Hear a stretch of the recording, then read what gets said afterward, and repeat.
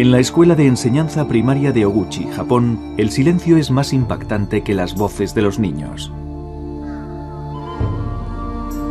Daiki Sato, de 11 años de edad, se sienta solo en una clase muy amplia y disfruta de la absoluta atención de su profesor. Desde el jardín de infancia es el único alumno de la clase, debido al alarmante descenso del índice de natalidad. Se espera que a finales de siglo la población de Japón haya descendido a la mitad, con 1 de cada 3 personas jubiladas. Y Japón no es un caso aislado. En los próximos 50 años se prevé que Europa pierda 63 millones de habitantes, mientras que en Rusia se producirá un descenso de la población de casi el 20%. Cuando las personas mayores de 60 años superen a los niños menores de 4 años, se producirán grandes cambios sociales y económicos. Estamos hablando de una situación para la sociedad del futuro que nunca se ha dado en el pasado, que será literalmente el hogar de los ancianos, por lo que ya sabemos con certeza que el declive de muchos países industrializados está escrito. Todavía la creciente longevidad no está produciendo transformaciones en el mundo industrializado. En países en vías de desarrollo sobreviven más niños en la actualidad.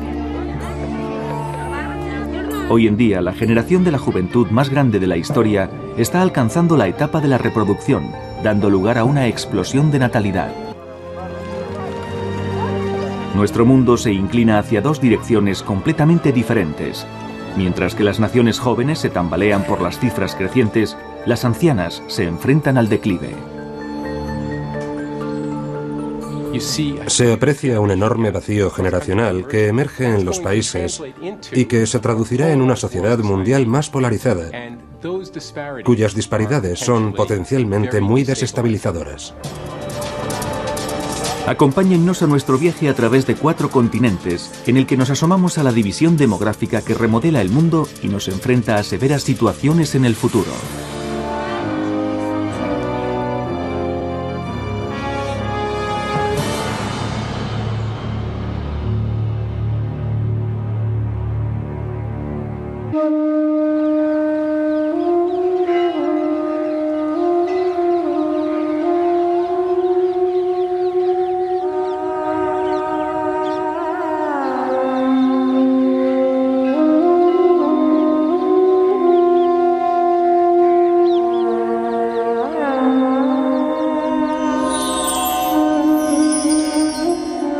En lo más profundo del corazón de la India, las torres del Taj Mahal, un mausoleo suntuoso construido en honor a la reina que murió dando a luz a su 14º hijo. Se trata de un símbolo evocador de un país que pronto adelantará a China como la nación más poblada, con más de 1.500 millones de habitantes. Al otro lado de sus muros encontramos el crecimiento urbano descontrolado del estado más creciente, Uttar Pradesh, que es el 5º país con más habitantes del mundo. Su población de 177 millones de habitantes se apelotona en una zona del tamaño de Colorado. Cada 3 años, estas cifras se incrementan en unos 10 millones. Todavía el rápido crecimiento de esta zona oculta un éxito asombroso en la India, donde la fertilidad ha caído en picado de una media de 6 a 3 hijos por mujer. Esta tendencia ofrece la esperanza de que la población de la India podría dejar de crecer en este siglo. Pero el resultado depende de si los estados del norte pueden repetir los buenos resultados conseguidos en el sur, donde el índice de natalidad es tan bajo como en Europa. Por supuesto, en el sur de la India la gente tiene cultura. Sin embargo, en el norte ocurre lo contrario, y es precisamente ahí donde se encuentra en realidad el futuro demográfico de la India. En un estado como Uttar Pradesh, donde la media de natalidad es de 5 hijos por mujer y donde existen altos niveles de analfabetismo, es donde se va a mantener la verdadera batalla por el futuro de la India. Si esta batalla no se gana en 2 décadas, la población de la India, en lugar de estabilizarse, podría casi duplicarse en el año 2050. Con la ayuda de Estados Unidos, La doctora Ravi Anand ha organizado una red de doctores por todo el estado de Uttar Pradesh para ofrecer atención sanitaria y planificación familiar. Yo diría que se trata de nuestra oportunidad. Si no tomamos todas las medidas que podamos, de todas las maneras posibles, para controlar la población ahora, la India nunca podrá abordar este problema. La doctora Ravi es consciente de que si se va a conseguir el progreso, la vida de las mujeres de esta zona debe mejorar. En un barrio cercano controla a una madre de 30 años llamada Gudi, que casi muere dando a luz a su octavo hijo. Fue trasladada al hospital de urgencias después de 3 días de un difícil esfuerzo.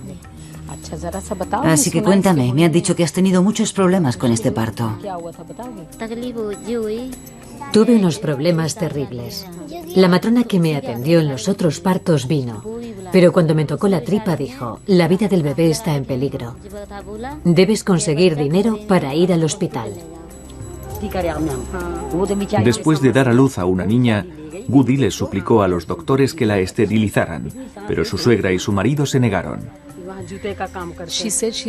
Dice que le aterroriza otro embarazo y otro parto y no quiere tener más hijos. Pero es la última a la hora de tomar esta decisión. Y por ello es por lo que aconsejamos a su marido y a su suegra. Porque ellos son lo que llamamos los porteros de los servicios sanitarios. Así que según me han dicho, ¿quieres un segundo hijo? Necesito como mínimo otro más. ¿Solo tienes un hijo? ¿Y uno no te parece suficiente? Tiene 40 años y es el único hijo que me queda vivo. ¿Y cuántas hijas? Tengo 3 hijas, pero se han ido a vivir con la familia de sus maridos. Escucha, hoy en día un hijo es todo lo que necesitas. Una de las razones principales del gran tamaño de las familias en el norte de la India es la preferencia de los hijos. Porque es el hijo quien se queda en casa con la familia y de él se espera que cuide de sus padres mayores. Y las hijas siempre se consideran como una ventaja para otros, pero no para uno mismo. Pero la cuestión es la estrategia de supervivencia que exige que una familia tenga 1 o 2 hijos para que no te dejen plantado, no solo en la vejez, sino a lo largo de toda la vida. El tener un segundo hijo aumenta las posibilidades de Gudi de que al menos uno sobrevivirá. Sobre todo porque en Uttar Pradesh, 1 de cada 10 niños muere antes de los 5 años. Gudi ha perdido ya a 3 niños. La doctora Ravi le recomienda que lleve a los niños a la clínica para las vacunaciones. Si la familia confía en que sus hijos sobrevivirán, la presión para dar a luz de nuevo se relajará. En realidad, las mujeres en la India no tienen el control sobre la reproducción, porque todas las decisiones sobre la reproducción sexual las toman los hombres. Por lo que no se trata tan solo de un problema de población en sí mismo. También hay que considerarlo como un problema de mortalidad infantil, analfabetismo, situación de la mujer. Todo está muy interrelacionado.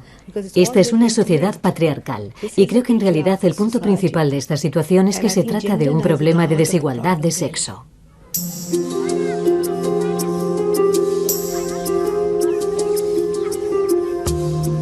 En los límites de las llanuras de Deccan, los niños descalzos caminan hacia el colegio en la población rural de Saswat.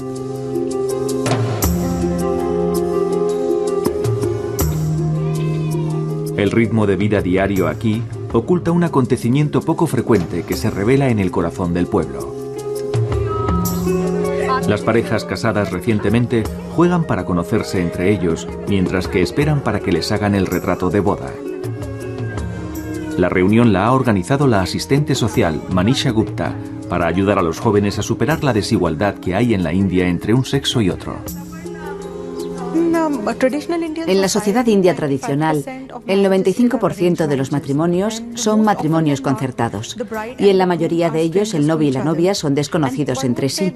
Incluso se podría decir que hay una posibilidad del 50% de que las cosas funcionen mal en un matrimonio rural concertado, en el que la novia apenas tiene 15 o 16 años como mucho. En realidad hablamos de adolescentes que están construyendo una vida y teniendo hijos. No es una tarea fácil.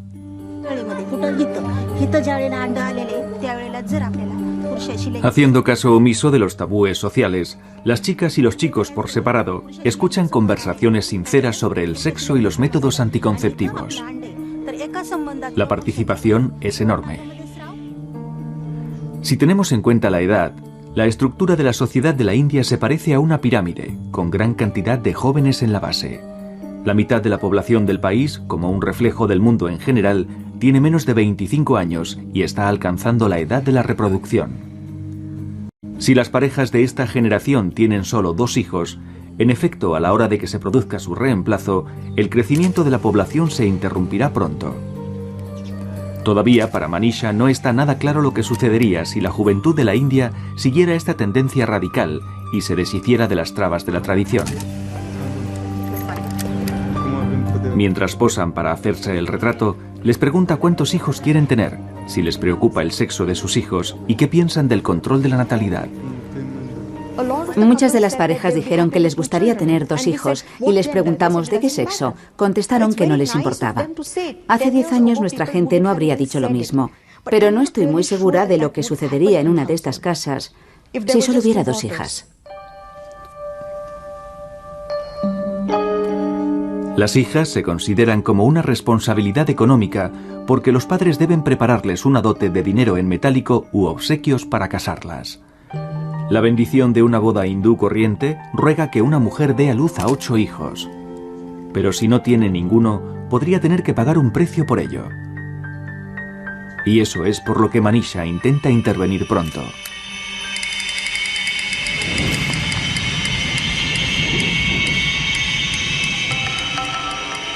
La prueba más espantosa de lo malo que puede llegar a ser son las novias cuyos maridos y familias políticas les han rociado de queroseno y les han prendido fuego.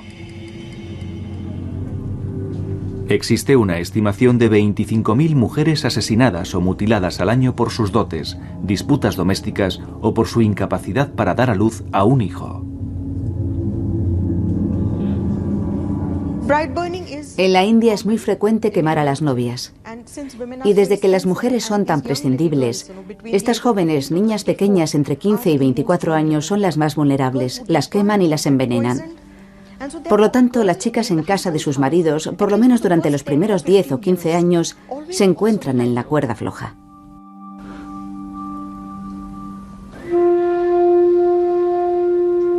La discriminación sexual tiene lugar incluso entre los ricos. Los padres de clase alta, comprometidos con una familia de 2 hijos, se hacen ecografías para asegurarse de que conciben un varón. Aunque este doctor se niega a revelar el sexo del feto, no todos son tan éticos. Millones de fetos hembras son motivo de aborto, dejando a la India con 35 millones menos de mujeres que de hombres. Hubo un artículo que decía mejor muerta que quemada, que quería decir que es mejor tomar una decisión con respecto al sexo de tu hijo antes de que te queme tu familia política en casa. Y el periódico me pidió que escribiera una réplica y fue ni muerta ni quemada.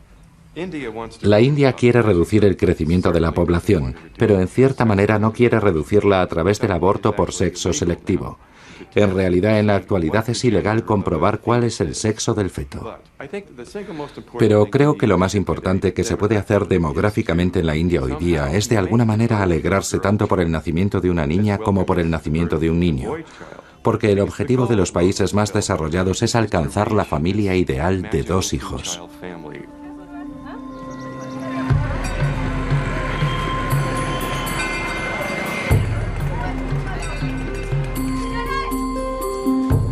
Abidi Shah, asistente social, ha comprobado que cuando las mujeres tienen acceso a la educación o a la formación laboral, mejora su situación.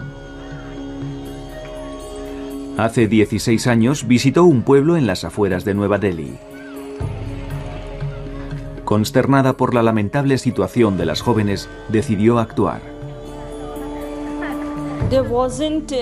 No existía el sentido común entre las chicas adolescentes porque ya habían perdido su infancia. Tenían que cuidar de sus hermanos y hermanas pequeños, tenían que hacer la comida, tenían que limpiar la casa, tenían que ir a buscar el agua para beber. Para ellas no había educación, ni comida, ni ropa. Primero, Abidi tuvo que convencer a la comunidad escéptica para que le permitieran dar clases de formación profesional y sobre salud a las chicas. Después tuvo que enseñarles a las chicas cómo podrían mejorar sus vidas con su formación. Simplemente les dije, ¿queréis seguir llevando la misma vida que tenéis aquí? Dijeron, no, queremos vivir mejor. ¿Qué tipo de vida queréis? La vida que vemos en la televisión, la vida que tú llevas. Entonces les dije, ¿qué vais a hacer? No podemos hacer nada. Esto es lo que nos ha tocado, es nuestro destino. Les contesté, no, este no es vuestro destino, podéis cambiar vuestra vida.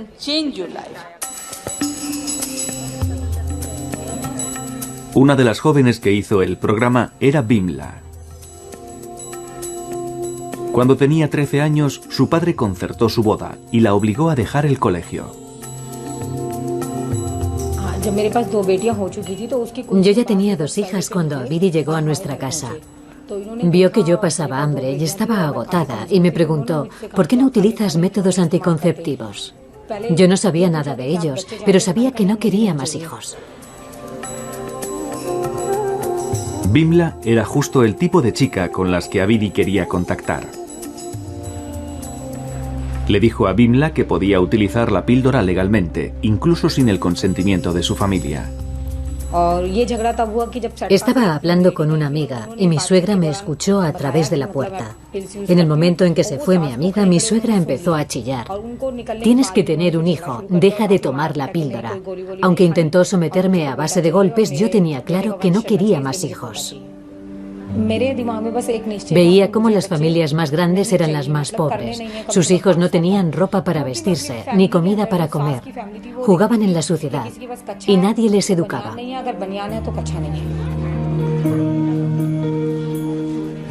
Con la ayuda de Abidi, Bimla aprendió a coser.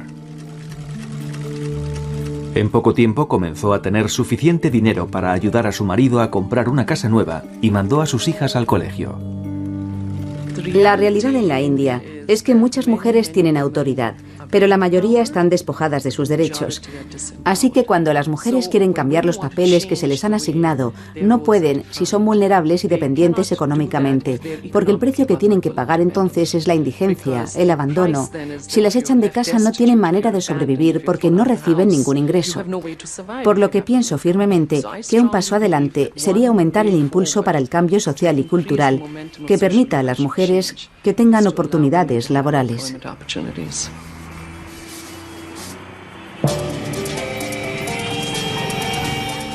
Todavía es muy difícil conseguir estas oportunidades, incluso cuando el cambio se hace extensivo por toda la India.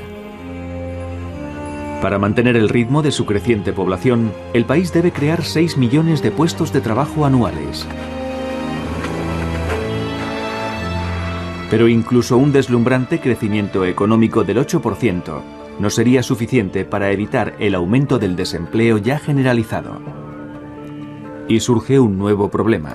A medida que aumenta la presión de la población, nos encontramos con un enorme número de pueblos y ciudades sin solución a la escasez de agua.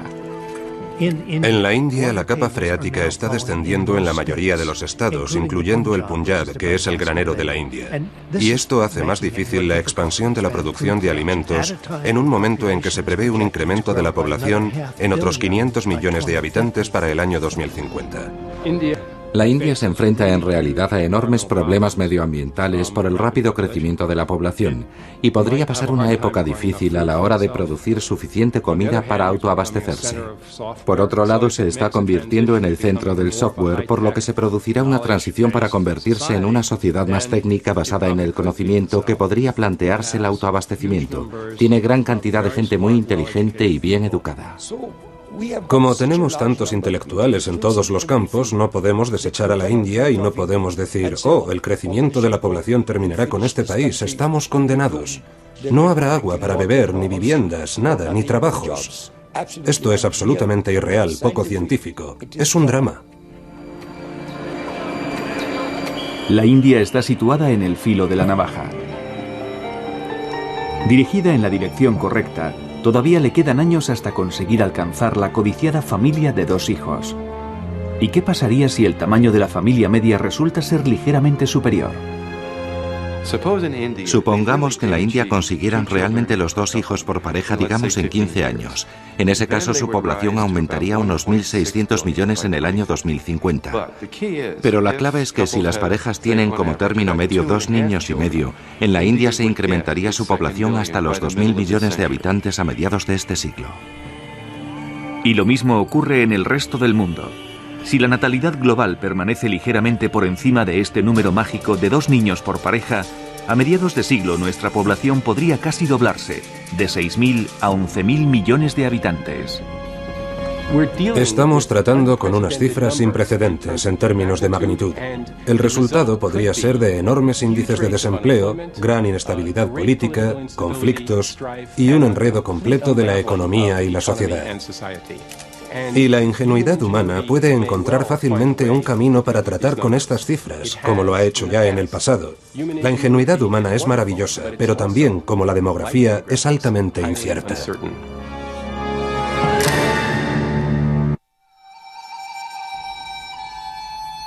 En otra zona del mundo, en Japón, la población se inclina hacia la dirección opuesta a la de la India. En su momento, aquí estudiaron 300 niños en la escuela de enseñanza primaria de Oguchi. Pero una vez que este único alumno de 5º curso se gradúe, ningún estudiante nuevo ocupará este lugar, debido a un alarmante descenso de los índices de natalidad. Hasta ahora nunca en la historia de la humanidad había descendido tanto la natalidad, ni tan rápido, ni tan gravemente, y de una forma tan inesperada. Y nadie duda de que se trata de un cambio revolucionario. Si retrocedemos a los años 60 y observamos, encontramos unos títulos horrendos de libros como La bomba de la población y otros muchos. Y descubrimos que el primer motivo de preocupación entre los círculos intelectuales sobre la población era, y sigue siendo en algunos lugares, la explosión de la población.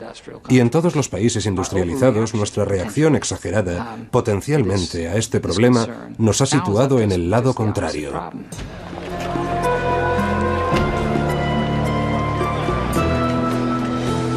Con calles abarrotadas y trenes atestados, Japón apenas parece tener necesidad de más gente. Pero el índice de fertilidad es el más bajo, 1,3 niños por mujer, por lo que a finales de siglo, la población de Japón de 126 millones de habitantes se reducirá a la mitad.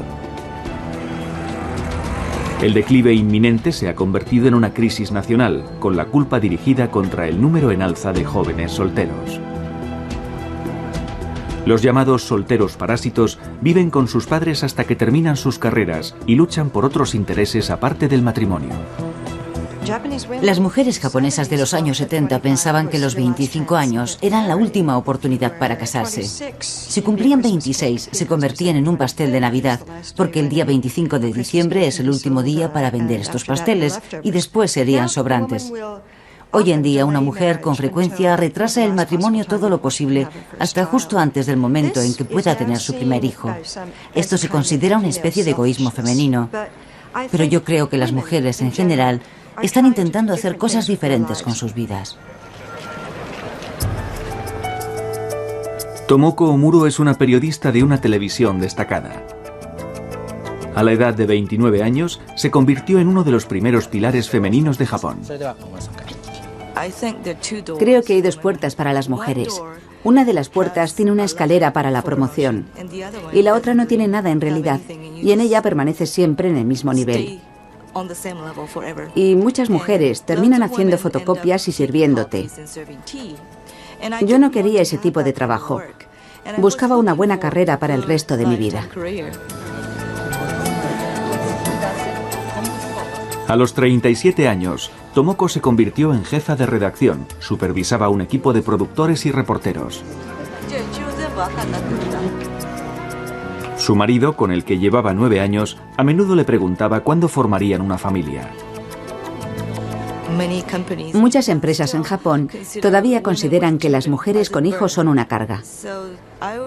Por eso tenía mucho miedo de tener un hijo, porque pensé que tendría que abandonar mi carrera. Por eso lo retrasaba una y otra vez. Pero cuando cumplí 37 años, más o menos, empecé a sentir que a mi vida le faltaba algo.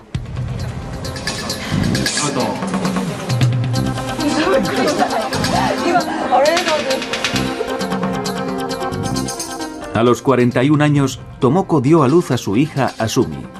Su ambivalencia inicial sobre la maternidad es cada vez más frecuente. Cuando me case creo que sería mejor tener hijos, pero de momento no me preocupo de eso. Si me caso, creo que me gustaría tener hijos a los 30 años. Si trabajo, puedo vivir sola. Antiguamente el matrimonio para las mujeres japonesas era como una dependencia, pero ya no es así. Pero además del deseo de una carrera profesional, hay otro motivo crucial, y es que ya trabajan más mujeres. En Japón, desde los años 89 y 90, la economía se encuentra en recesión. Las mujeres japonesas a menudo tienen que trabajar, incluso para mantener a sus familias de clase media. Un ingreso no es suficiente para muchas familias, especialmente en términos del coste de la educación de los niños. Sacar a flote con éxito a un niño en Japón es una tarea excepcionalmente cara. Hay un refrán que dice que los hombres japoneses viven en la oficina y se desplazan diariamente a su casa, a menudo en el último tren de la noche. Ahora, a medida que las mujeres trabajan, al igual que sus maridos, están descubriendo que las jornadas laborales tan largas de los empleados, porque son verdaderamente largas, hacen muy difícil formar una familia. Para Tomoko fue un desafío difícil encontrar una guardería que pudiera cuidar de Asumi durante 13 horas al día, a causa de las jornadas tan impredecibles en la redacción. Durante 6 meses, su madre se trasladó a Tokio para ayudarla. Ahora que se ha marchado, Tomoko se atormenta pensando que cuando recoja a su hija ya estará dormida.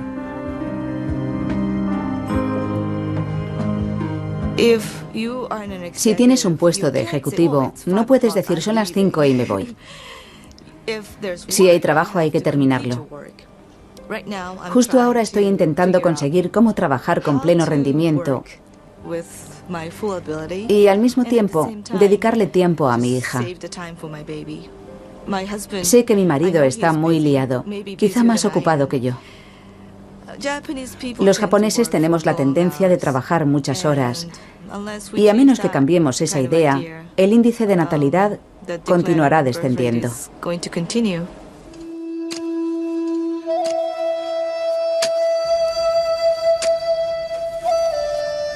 A 3 horas de Tokio, cerca de la escuela de enseñanza primaria de Oguchi, uno puede vislumbrar la cara B del descenso de los índices de natalidad. En el año 2050, 1 de cada 3 japoneses tendrá más de 65 años. En Oguchi, esto ya es una realidad.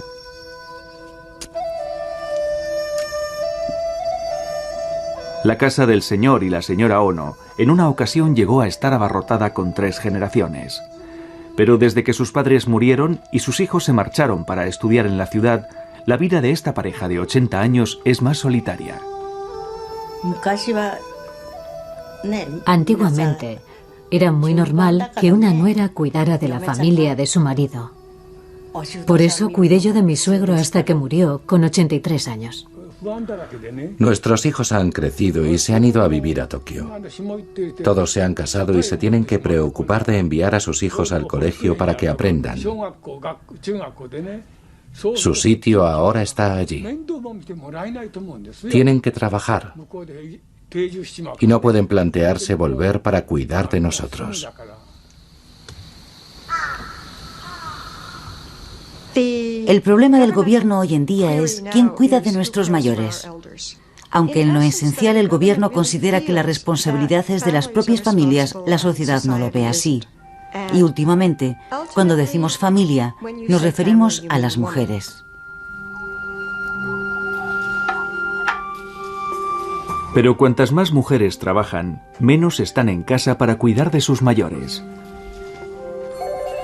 La tensión se acumula en las familias, especialmente porque ni la empresa privada ni el gobierno han sido capaces de llenar esta laguna. Si los Ono se pusieran enfermos, la única residencia que hay cerca de su casa está completa. Para garantizar la seguridad en la vejez, los Ono contaban con los beneficios de sus tierras. Pero como con la globalización se consigue madera más barata en Filipinas, no han sido capaces de vender sus árboles. No puedo depender de mis hijos, así que no sé cómo hacerlo. Sería estupendo que el gobierno construyera muchas residencias y cuidara de nosotros, pero no tengo muchas esperanzas de que esto ocurra. Lo mejor es conservar la salud, pero no vamos a estar bien siempre.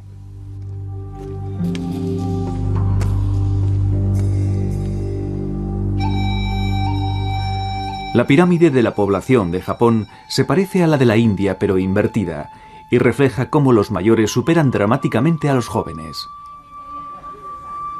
Los japoneses viven más tiempo que nadie, con una esperanza de vida de 78 años en los hombres y de 84 en las mujeres. Con el aumento de la formación, hemos comprobado que los índices de invalidez de los mayores han descendido de forma continuada. Esto es una noticia fabulosa. Es una revolución en la demografía de la humanidad.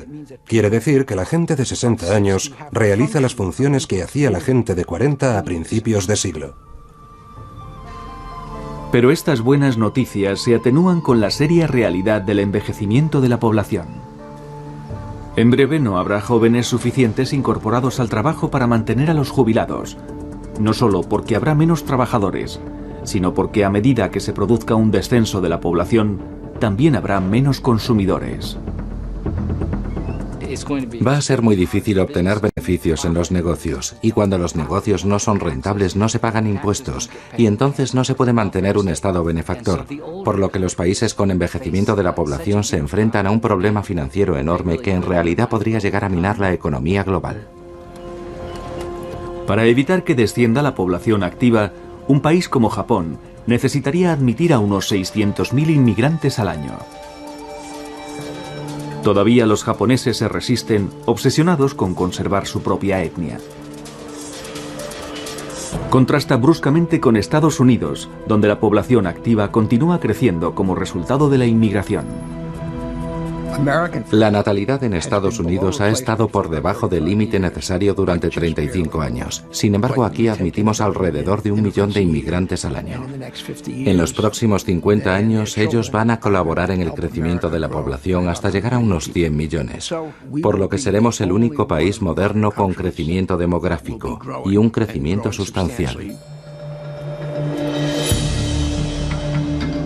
Estados Unidos es en la actualidad el tercer país más poblado del mundo y seguirá siéndolo los próximos 50 años, ya que la población aumenta en unos 300 o 400 millones de habitantes. Económicamente, este crecimiento les mantiene vivos. Pero su economía productiva también utiliza más recursos que ninguna otra nación y genera 1/4 de los gases invernadero que contribuyen al recalentamiento global. En realidad, un niño americano consume y contamina más a lo largo de su vida que 30 niños nacidos en la India. Aunque el crecimiento de la población retrasa el envejecimiento en los Estados Unidos, las filas de ancianos también se incrementarán, ya que con los ciudadanos de la generación del baby boom, 1 de cada 4 estadounidenses estará jubilado.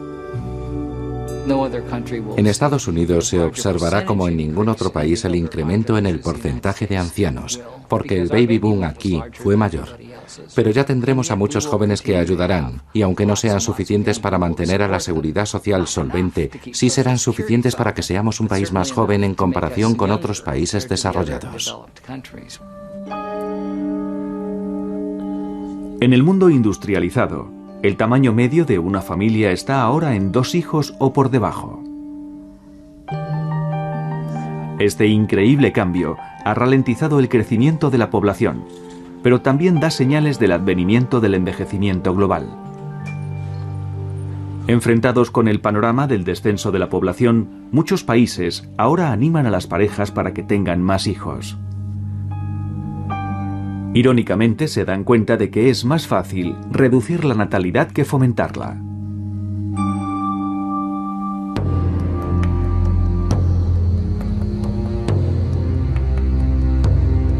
Nos enfrentamos a una alarmante división demográfica en la actualidad, en la que una sociedad envejece y se hunde y otra joven se tambalea por un rápido crecimiento. En ningún sitio se aprecia un contraste tan brusco como en el África subsahariana.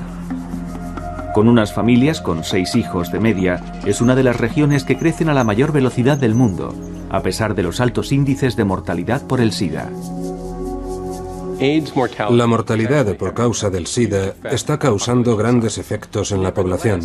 No obstante, la estructura de la población en el África subsahariana es tan joven que todavía hay tanta gente que tiene que alcanzar la edad de la reproducción que incluso si se frena absolutamente el índice de natalidad de hoy día, su población casi se doblaría en este siglo.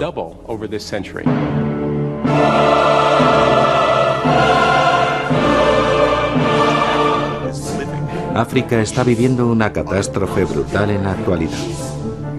Millones y millones de personas mueren por una enfermedad evitable y tratable. Millones de niños quedan huérfanos. La gente empobrecida no puede enfrentarse en solitario a estos desafíos.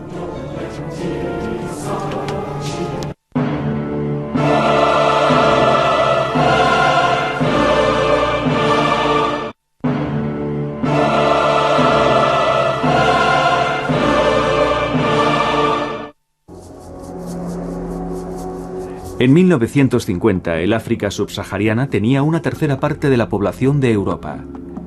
En el año 2050, la población africana triplicará a la europea. El rápido crecimiento de la población plantea un desafío real a las naciones. Pone a prueba a su sistema educativo, sus infraestructuras, su sistema sanitario, por lo que en su totalidad se convierte en una carga muy pesada para la economía y el sistema gubernamental, que no son suficientemente fuertes.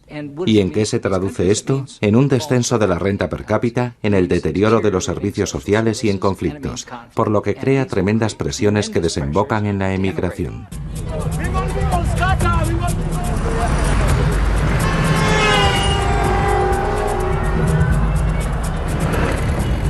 Las tensiones de la población de África no solo darán lugar a refugiados económicos, sino también medioambientales. Para satisfacer la creciente demanda de alimento, combustible y refugio, los bosques del continente desaparecen a gran velocidad. A medida que los países luchan para conseguir un estándar decente de vida, el medio ambiente natural se debilita cada vez más.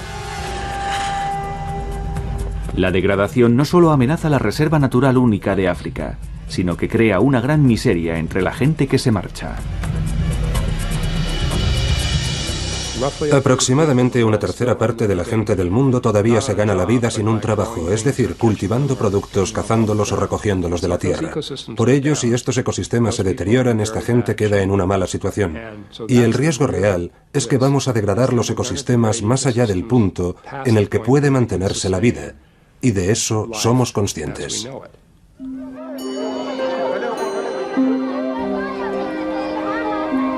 Muchos estados africanos están adoptando medidas de planificación familiar. Uno de los programas más antiguos y más eficaces se ha desarrollado en Kenia. En los años 70 y 80, esta nación del este de África era el ejemplo de un crecimiento descontrolado. Pero después de 2 décadas de planificación familiar, se redujo la natalidad de unos 7 a 4 hijos por mujer. El número de hijos por mujer ha descendido dramáticamente, en parte como resultado de su elección personal y en parte porque la gente se ha planteado que la utilización de servicios sanitarios de planificación familiar es posible. Según los modelos demográficos, la reducción de la natalidad en Kenia la sitúa en el umbral de una profunda transición. Todos los países comienzan por el primer paso, donde los altos índices de mortalidad por motivos de enfermedad hacen que los altos índices de natalidad sean una necesidad para no mantener a la población diezmada. Pero entonces, cuando empieza la modernización, el índice de mortalidad desciende, pero no lo hace el índice de natalidad, y así se produce un exceso de nacimientos sobre las defunciones y con ello la llamada explosión de la población. El desafío de cada país es pasar rápidamente al segundo paso y conseguir el equilibrio de los índices de natalidad y mortalidad, posibilitando así la estabilización de la población. Porque si los países no consiguen superar ese paso rápidamente, entonces la presión del crecimiento de la población puede comenzar a minar la perspectiva de descomposición. Y si no se descomponen, entonces puede existir la posibilidad de que llegue a ocurrir. Justo cuando Kenia está preparada para recoger los beneficios del descenso de los índices de natalidad, el país se enfrenta a una impresionante inversión demográfica. Por primera vez en la historia moderna, los índices de mortalidad ascienden en lugar de descender. Entre el 6 y el 9% de todos los kenianos está infectado con el VIH y el SIDA, provocando que la esperanza de vida caiga en picado de los 65 a los 49 años. En Kenia, el SIDA está trágicamente relacionado con el crecimiento de la población. En ningún lugar es tan evidente como en los suburbios de Nairobi. Aquí, Florence Akinyi, de 21 años, vive con su familia en una choza.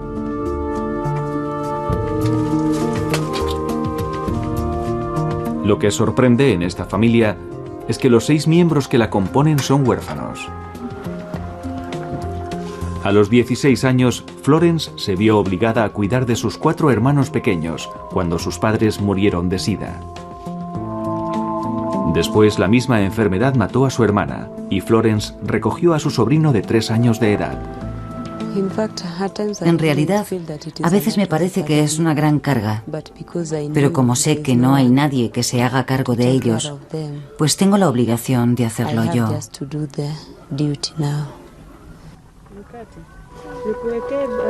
Florence dejó el colegio y buscó la forma de ayudar a su familia. Pero con tan pocos conocimientos, sus posibilidades eran muy escasas. Lo que ocurre con estas jóvenes, cuando se ven obligadas a abandonar el colegio, con frecuencia con una educación primaria muy elemental, es que terminan en la calle y venden su cuerpo para arreglárselas por su cuenta. No es poco frecuente descubrir que estas jóvenes tienen relaciones sexuales con señores mayores, solo por algo tan simple como una comida, por algo tan simple como una bolsa de patatas fritas. Yo siempre me siento muy mal porque para conseguir dinero de esta forma tengo que acostarme con ellos y me pagan más si no utilizo preservativos. Y como necesito dinero para vivir. Finalmente, Florence tuvo que dar la noticia a sus hermanos de que ella también estaba infectada con el virus mortal del SIDA. Con un tratamiento por encima de las posibilidades de su familia, su grave situación hace eco de una sentencia de muerte que cerca al África subsahariana.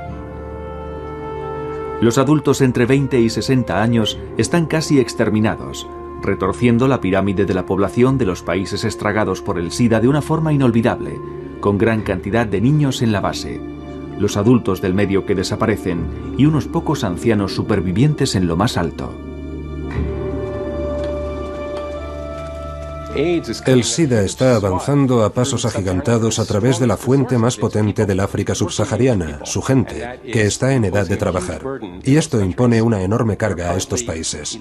En la actualidad hay 11 millones de huérfanos en el África subsahariana. Nunca antes en la historia se había producido una carga tan colosal como este enorme número de huérfanos que arrolla la capacidad habitual de las instituciones sociales que se ocupan de ellos. África está viviendo una catástrofe brutal en la actualidad. Millones y millones de personas mueren por una enfermedad evitable y tratable. Millones de niños quedan huérfanos. La gente empobrecida no puede enfrentarse en solitario a estos desafíos. Hoy la epidemia se extiende de forma más rápida entre las mujeres. En realidad, la posibilidad mayor de contagio de una mujer africana es el matrimonio, porque en raras ocasiones se utilizan preservativos y se buscan hijos. Justo ahora la mujer tiene que elegir entre tener un hijo o exponerse al riesgo de infección por el VIH. Y por ello es evidente que una estrategia preventiva es crucial.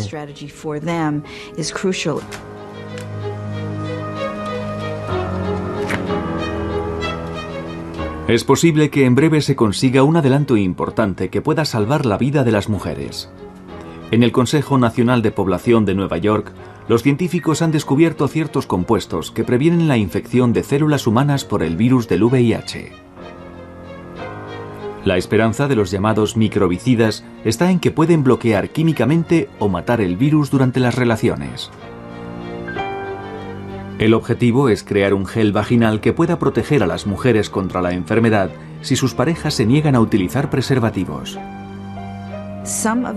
Algunos de estos productos también tienen la capacidad de funcionar como anticonceptivos, pero creo que la cuestión principal es que las mujeres pueden controlar su uso y pueden decidir cuándo utilizarlo. Como hemos visto en el mundo de la planificación familiar, las mujeres son las primeras en asumir la responsabilidad para protegerse. Y si los microbicidas estuvieran en realidad a disposición de las mujeres, incluso aunque solo fueran eficaces en un 60% de los casos y no en un 100%, podrían prevenir millones de infecciones.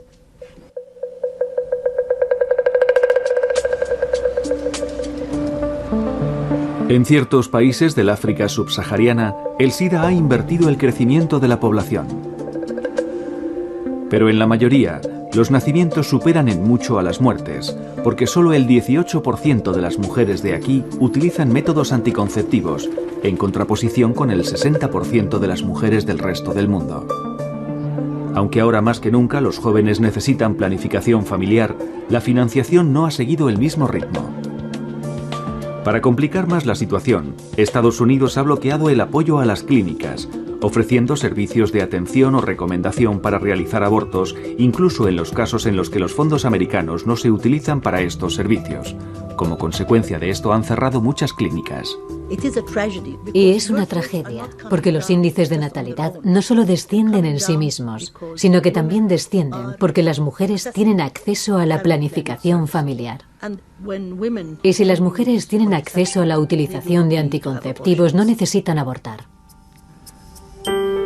El número de embarazos no deseados se puede ver en las salas del Hospital Nacional de Kenia. La mitad de las adolescentes del país conciben hijos con 19 años. Muchas no tienen medios para mantenerlos e intentan abortar ilegalmente. Hemos escuchado historias de jóvenes que utilizan perchas, agujas de coser, detergentes, sobredosis o medicación contra la malaria. En el momento en que aparecen en las instalaciones de la sanidad pública, a menudo vienen sangrando, con septicemia y traumatizadas.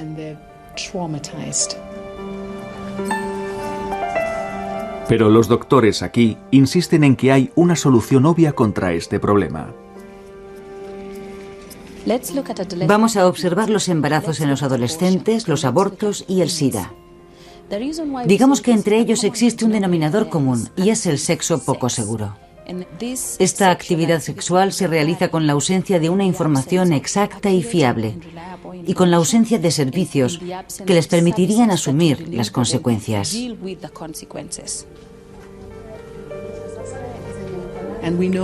Y sabemos que las necesidades de planificación familiar no están satisfechas y que esto irá a más. Si añadimos que cada vez hay más jóvenes que alcanzan la edad de la reproducción, podemos comprobar que se trata de una bomba de relojería.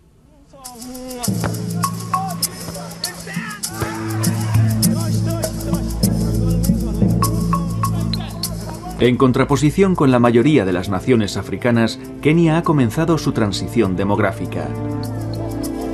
El índice de natalidad ha descendido a 4 hijos por mujer, aunque todavía no ha llegado a la media de 3 como en la India.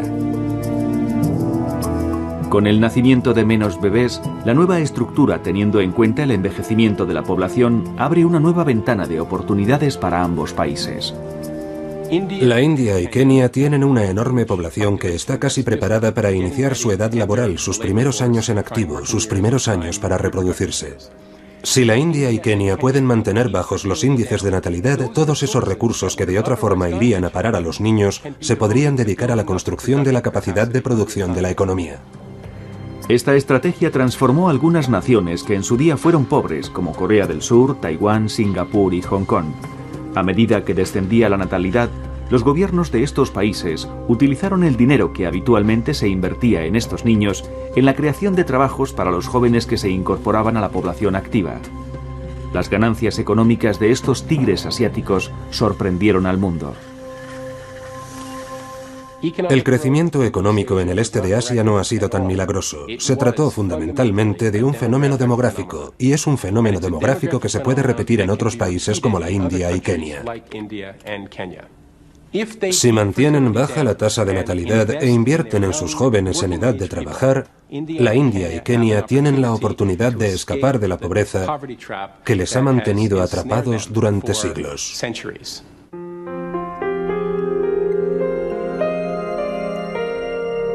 La población global no alcanzó los 1.000 millones de habitantes hasta el año 1800. En 2 siglos, esta cifra se incrementó 6 veces. Nuestro mundo se dirige hacia un día de cálculos. Si la natalidad desciende por debajo de 2 hijos por familia, a mediados de siglo, la población podría estabilizarse en unos 9.000 millones de habitantes. En realidad la clave está en la educación y la liberación de la mujer. Cuando las mujeres tengan un mayor control sobre sus vidas, entonces tendrán los hijos que deseen. Y la prueba es que las mujeres quieren menos hijos. No obstante, si las mujeres tuvieran incluso solo medio hijo más de nuestras previsiones, la población podría casi doblarse en los próximos 50 años. Y ello implicaría un aumento superior a los 5.000 millones de individuos, de lo que no existe ningún precedente histórico. Hemos tardado 200 años en aumentar la población de la Tierra en 5.000 millones de personas, y podría suceder de nuevo en menos de 50 años si continuamos así.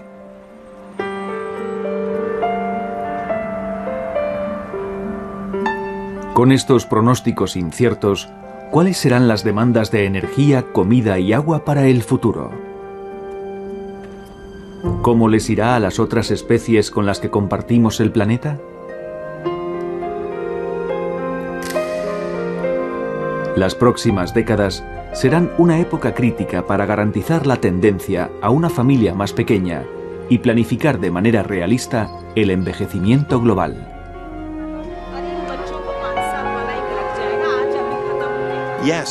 Sí, existen grandes desafíos, pero el riesgo mayor de todos a los que nos enfrentamos es la inactividad. No somos espectadores de un mundo que se descose. Si movilizamos nuestros conocimientos, nuestros ingresos y nuestra riqueza, incluso las más modestas, podemos contribuir a cambiar la dirección del mundo hacia un camino de prosperidad compartida, que es un camino de sostenimiento medioambiental. Al final, la elección es nuestra.